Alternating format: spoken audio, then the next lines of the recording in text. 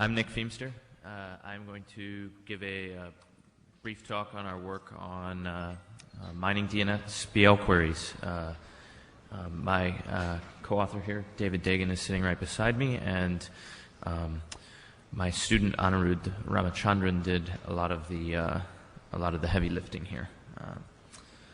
This was just a fun little study that we did with seeing basically what we could mine out of the DNS blacklist queries. The idea from this for this study actually came from a piece of spam mail that David got. As you know, we've been doing a bit of research in spam, and we actually read our spam from time to time. So we got this idea from an email that David had, where a botmaster was selling a fairly large bot, and it said, rent out this set of bots for a certain amount of time, $1,900. All the IP addresses in this botnet are unlisted in blacklists, and we thought, that's really interesting. How do they know that they're unlisted? Of course, they could be lying, but assume for a minute that in fact they know what they're talking about. Well, they've got to have some way of figuring this out, right? So we thought, okay, well, perhaps these guys are actually looking up the status of the bots in the blacklist. So let's go look. Let's use this as an opportunity. Can we actually mine the DNS blacklist queries to reveal this kind of reconnaissance? So this is probably a little different than some of the DNS blacklist studies you've seen before, which are looking at perhaps what's actually in the blacklist. Here we're turning things on their head a little bit. We're looking at who's doing lookups to the blacklist, and can we get information about bad players from who's actually doing the lookups. So that's, in a nutshell, the insight behind this little fishing expedition. Of course, there are lots of legitimate lookups coming to the DNS blacklist. So the key challenge is actually how can we figure out in this huge mess of queries what queries are legitimate queries and what are what constitute this reconnaissance activity. So we're going to basically develop some heuristics on that. They're not perfect, as you'll see. But even using some of these heuristics, we found some pretty surprising things. There's a paper on this which you can get. It's linked off of my webpage if you just Google for that, where we also talk about temporal properties. But most of our study focuses on these spatial heuristics, which I'm going to describe next. So as I mentioned, this is not perfect because large ISPs obviously use different mail servers for inbound and outbound traffic. But there are hacks that you can do to sort of account for that as well. The basic idea still applies if you consider the inbound and outbound mail server as a single node, if you know what those IP addresses are. The idea is very simple, actually. The heuristic relies on the insight that if you have a legitimate mail server or set of mail servers, that server or group of servers is going to be both the subject and the target of DNS blacklist lookups. That is, it's going to be sending and receiving mail, right? Because when it receives mail, it's going to perform lookups to the blacklist, and when it sends mail to other people will be looking it up. So there's sort of a symmetry going on there. In the reconnaissance case, in fact, what we were looking for was a lack of this symmetry. That is, a host performing reconnaissance will be doing lots of lookups to the blacklist, but will never get looked up itself. So that was sort of what we started out looking for. In fact, when we dug a little deeper, we found some more surprising things. But that's sort of the basic insight that we use to sort of tease apart legitimate queries from reconnaissance queries. So this is sort of the basic measurement approach. We have a very large spam house mirror at Georgia Tech that David has been putting together that we used for the basis of the analysis. We then constructed this graph of who's querying whom. The graph is giant, so that's actually part of the reason we're in the research forum. I'll get to some of the difficulties at the end, but we needed to sort of prune it to see if we could get a subgraph and start looking for anything interesting in there. So we pruned it actually by looking first at like for some of these nodes that we know were interesting, IP addresses that we knew to have been involved in some botnet activity previously. And then we looked at what nodes in this graph had high out degree. That is, what nodes are sending a lot of queries to the blacklist that are not actually being targets of queries themselves. So this is just a graphical representation of that. So basically this is the spatial heuristic we're applying. For every edge where some host A is sending a lookup for B to the DNSBL, we're adding an edge to this query graph, and then we're extracting nodes that have this high out degree to in degree ratio and looking to see what we find. There were three things actually we sort of thought, okay, if we were doing this reconnaissance, how would we do it? Well, of course, the 5 seconds of thinking would get you to this first approach, which is, we call this third-party reconnaissance. This is basically just some dedicated machine just pounding a blacklist. Of course, this type of thing, we sort of expected to be the predominant technique.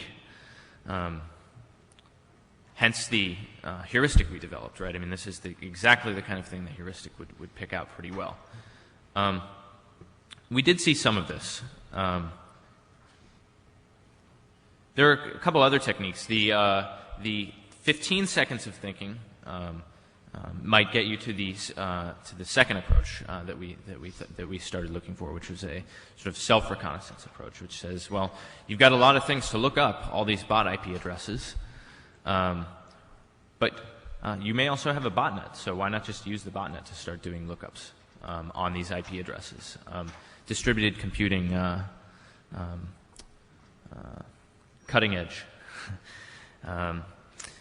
So this we did not see very much at all.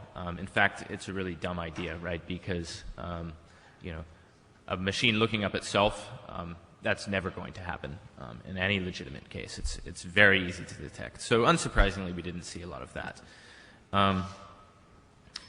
This third approach, which actually when we started this work, we sort of thought, okay, this is probably something that as these guys get more clever and as this heuristic gets published, the bot masters will move on to doing something like this distributed reconnaissance, where you actually distribute the workload, have bots look up, other bots in the same botnet and other botnets, etc. And actually, we very surprisingly witnessed evidence of this. We were really surprised to see this. Let me sort of show you what we saw here, actually. So, if you remember from Nanoc 37, actually, I talked about a large spam hole, spam sinkhole database, spam sinkhole data feed that we used to do the spam and BGP hijack data. So this is actually the same data set that we used in this study. So what we did is we have two sets of IP addresses, right? We've got a set of IP addresses that we know are hitting our spam sinkhole. And actually we pruned those first down to the intersection of IP addresses that were hitting our spam sinkhole that we knew to be botnets. Okay, so now we've got a bunch of IP addresses that we know are botnet IP addresses that are spamming our sinkhole. Then what we actually, the second set of data that we had was, of course, the high out degree nodes. That is the set of nodes in the spam house trace that were sending lots of queries to the blacklist, but not getting queried a lot themselves. what we found, rather surprisingly, was that some of these high out degree nodes, which I've shown on the right, were actually there were edges going into the bot IP addresses that were spamming our sinkhole. Those actually were not bot IP addresses that we actually knew about already.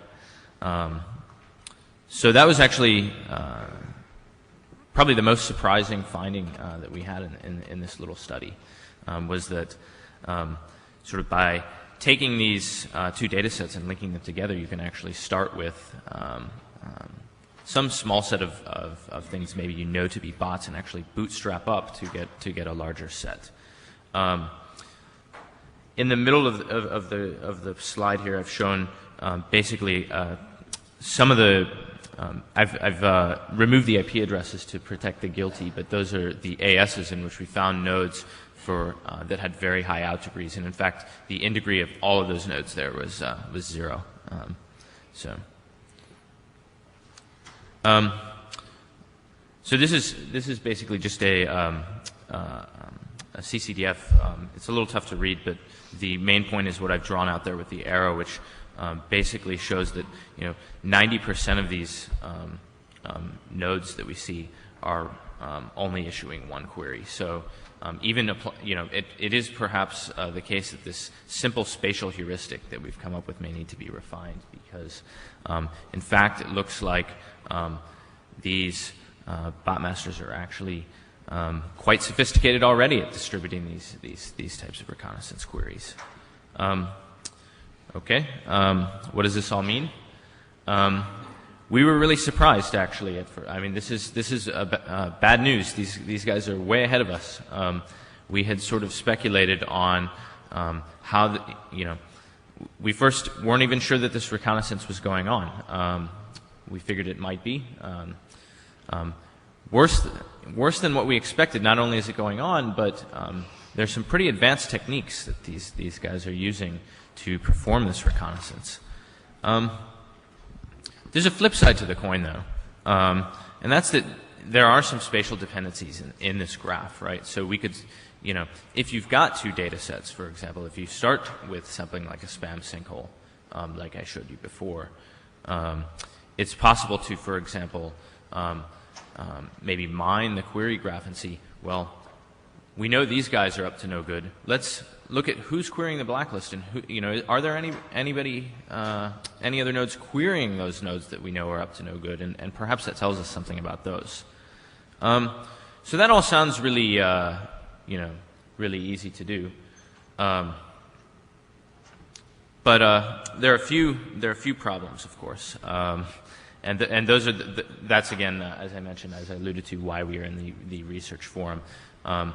Figuring out exactly how to mine this query graph is pretty intensive, both computationally and in terms of storing the graph. It's just massive. As I mentioned, we did some sort of hacky pruning to get it down to a size where we could look at a piece of it that we thought might be interesting with high likelihood, but actually doing what I just said in terms of like taking a small set and bootstrapping up using the query graph turns out to be a lot harder than it sounds. Although it's certainly true that starting out with some pruning techniques may be promising. So that pretty much concludes my talk. I'll take some questions if there's time. Thanks. There's also a 6-page tech report or short Shruti workshop paper on my homepage. You can actually get more details there.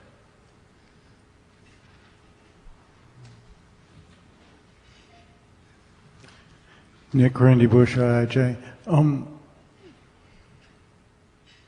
I have a fear that too few people use spam prevention techniques such as DNSBLs, and one indication might be what proportion of the queries, total queries, are represented by botnets proving they're clean?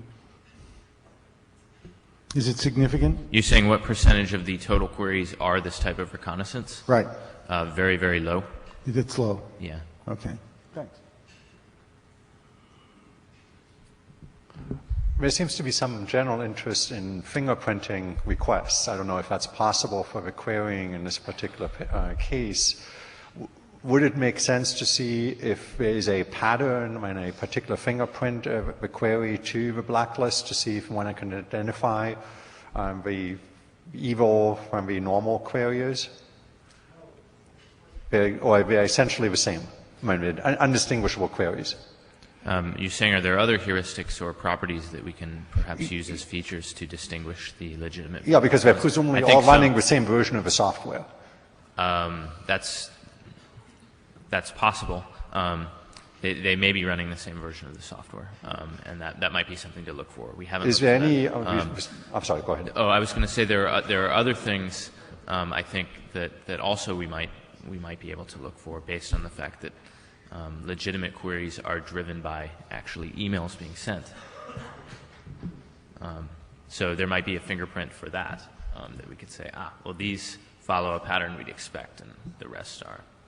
The second follow-on question, is there any temporal correlation between these queries? Do they just kind of randomly pop up over, or is there kind of I just got myself a new botnet, I need to do the query, and then I don't, because there's really no need to do that repeatedly like you would do for email?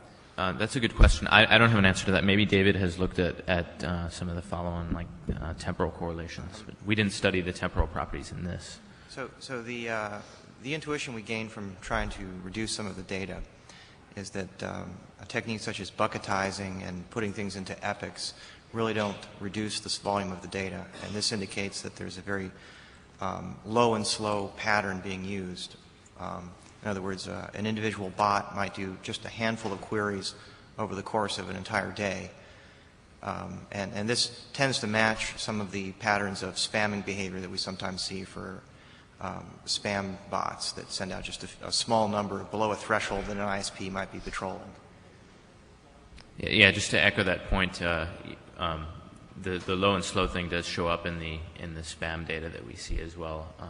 There's a lot of this both in the reconnaissance and in the spamming that's clearly explicitly designed to slip under radars. Thank you. Thanks. Just a momentary note, sorry to barge in again, Randy Bush. When you've got 100,000 bots and you're testing 100,000 addresses, each bot does not have to do very many. Exactly. Yep. Exactly. Okay, our next speaker is hopefully here somewhere.